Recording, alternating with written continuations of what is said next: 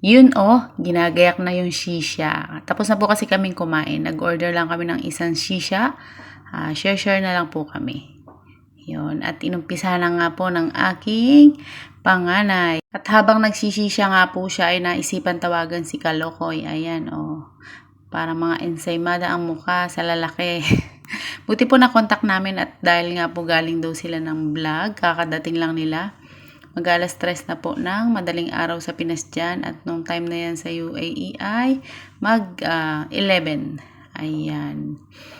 Ayan, kwentuhan po sila ng walang katotohanan. Naglolokohan silang pareho. At nawala nga po yung signal. Kaya si Kalokoy nawala. Ayan, At pagbalik nga po kami ay nagsabi na uuwi na.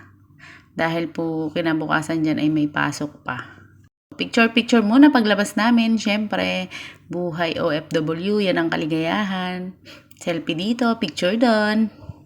Diba po, mga OFW? Ayan, post lang. At nasa stoplight na nga po kami, waiting the green light. Ayan.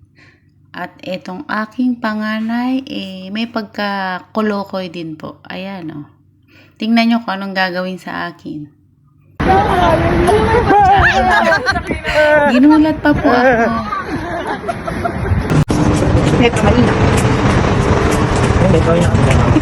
Hello guys, pauwi na kami. Let's go, dito lang ang ating gabi. Pero 4 AM na sa Pinas. Solve.